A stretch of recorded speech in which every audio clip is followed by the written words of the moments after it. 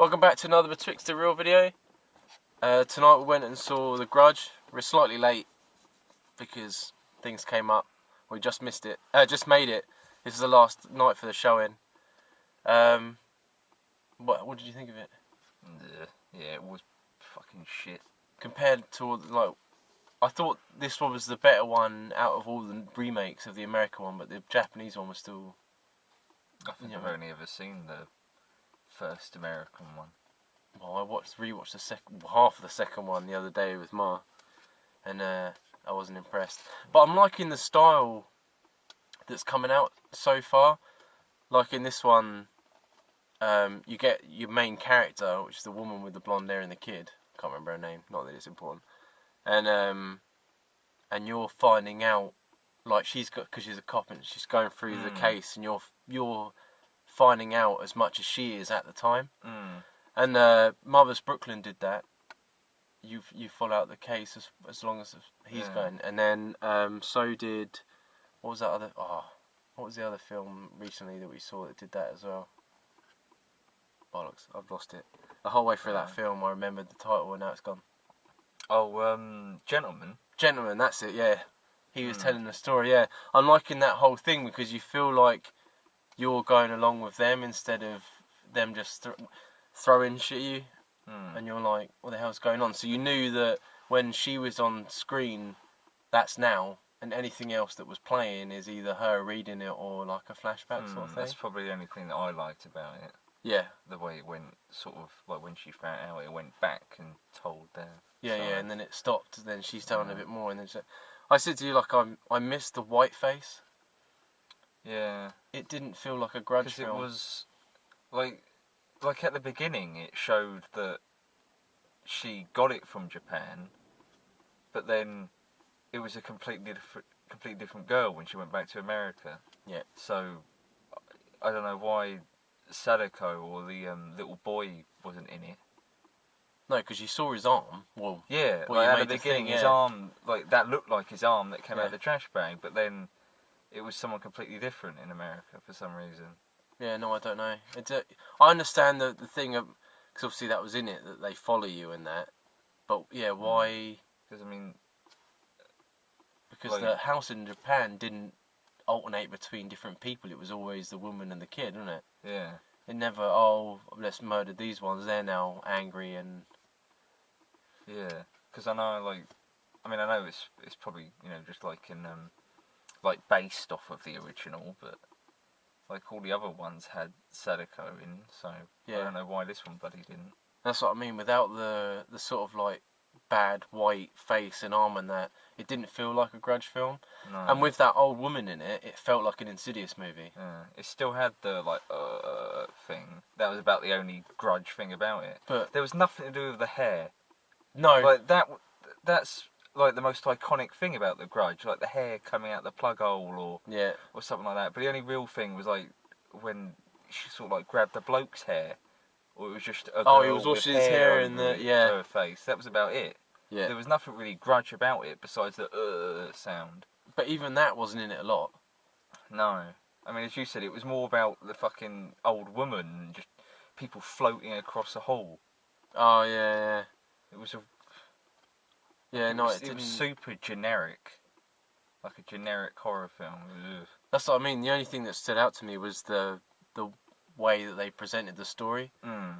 Which in the last, 2 months, 3, that's the third film that's now doing it. But I'm enjoying it, but yeah, no, it without the white face, it didn't feel like Grudge, and the house at the beginning was the only, if you cut that first 10 minutes off, you'd have no idea what you're watching. Yeah. It'd sort of be like an inspired film. It wouldn't actually be a Grudge film. You'd sit there and be like, that seems a bit familiar. The credits were cool, though. I like the credits. Oh, yeah. The way it hung on that house. The house, and there was, no sound or anything. But then it spoiled it because we now notice that if the lights come on, that's it, it's done. There's no after thing. So you sort of sit there and the lights come on straight away and you're like, oh, I've got to go and leave. But you're waiting for something to jump out. Yeah, just waiting for something to happen. But, I mean, I didn't feel... Mum said she jumped all the time, but I thought it was obvious. Oh, it was... Some of the scares were laughable. Like that one where she turned on the bathroom, or turned off the bathroom light. Oh, and he was And standing there. the bloke was standing there. She turned it back on, waited a couple of seconds, turned it back off and walked away. And he was just standing there going, ugh. That was... I nearly burst out laughing. That's what I mean, like, all the... You knew exactly where it was coming. Because they were It's super not- generic scares. Yeah, like every They're time. all pretty funny. I don't know if that was something to do with... Because the first Grudge is quite old now. Or it was just because he's lazy, I don't know. Oh, this one was just a lazy generic horror film. But that's what Nothing I like said the to made me original laugh Grudge. about at the end when it comes up and it says... directed by Nicholas, produced by Nicholas, screenplay by Nicholas, movie by Nicholas, and it's like no one else was interested in this film, just Nicholas. I don't know. I just I think it was a lot with like The Conjuring is coming out, and that is amazing, and they really throw you off with like you expect it, but it's not there. And I think to go from something so high, even the Insidious films were really good. I never bothered with them. Oh, I really enjoyed him with that old woman. Conjuring, I've only ever seen... Is Annabelle Conjuring? Or is that... Which That's one's the that? last one, yeah. And I can't Yeah. remember the thing. Whichever one we went to see at cinema. Yeah, Annabelle, that's the only last one. one. That I've seen. Yeah, And it was... the second one was really good with the true story where they go to London and the family. That was really good. But I just think to myself, like, the second one especially, like, that sent down my spine, some of the bits in that, like, it really fucking got me out my seat. And this, you're just sort of sitting there and you're like, he's going to be there. Oh, she's going to turn the light on. There he is. Oh, there's a bathtub full of water. And then, this one makes me laugh about some of the generic horror films, because if you're involved, you don't really think about it. But when you're sitting there watching that, and there's a bar full of red water, who leans down and puts their face like right here? Yeah, like went right into it. And he even went, "Oh, that's a bit of a smell." Before he got there, but you're gonna go, "Oh, let me get a bit closer." Was it aroma farts? No, it's like, what's coming on here? Like, no one would do that.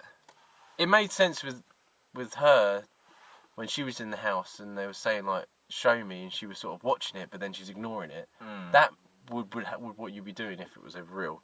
But like things like that, like smelling the water and stuff, when you clearly know that something's in there, and you're like, I'm not going to put my face in that. And it bubbled before you got near it. That would be even a bigger no. It's like when you watch these films, you sit there and you hear like a knock, and you'll be like, I ain't investigating that. But then they get up and they look, and then the knock gets louder, and they're like, oh, I better go have a look again. You're like, no, you go the other way. Don't fucking go towards it. They're fucking knock knock. Ah! It's like it's when they released the last Scream film, and it was like really not self-aware, but there was 2 people in it that were like film buffs, and they were going like, oh, you know, if this was a horror film, that person would be there and stuff like that. That's what Scream brought in. Yeah, because they knew by this point Scream was completely kaput, wasn't it? It was like no one's scared of that anymore. It just felt like that. You could just sort of sit there in right directions and that. Cat. But I don't know. Yeah, no, I enjoyed the way they told the story. And out of the remakes, that was probably my favourite one. But at the end of the day, it's just a generic horror film, and I think I'm tired of generic. You need something original. You know what I mean? I want something that's gonna... Like that well, I don't know if I'd call it original, but that Invisible Man looks really good. It looks like a good twist on Invisible Man, which is next month, so that'd be quite good. I think February's going to be a good one. When did that underwater, did that say February? I don't know, it's coming soon. I can't remember. But that'd be another video. But yeah, don't go see it at the cinema. It's already been and gone anyway, so you probably haven't got a chance. It's one of those ones that comes on Sky Cinema and you just think, why not? Yeah, like fucking that shit Slender Man or Ouija I didn't or even whatever. finish cinema. Fucking Yeah, it goes in that crap category of if you got nothing else to watch and you feel like some cheap scares that you know is coming. There you go. That's a new Grudge. Put it on the background to scare the kids. Yeah, yeah. I'm pretty sure that's bad parenting. But yeah, no, not worth it. But it's always nice to go see a horror film, and I've got to try and go to bed. But we'll catch you on the next one. I'm not entirely sure what that one's going to be. But if you enjoyed the video and you made it this far, like, subscribe, and we'll catch you next time.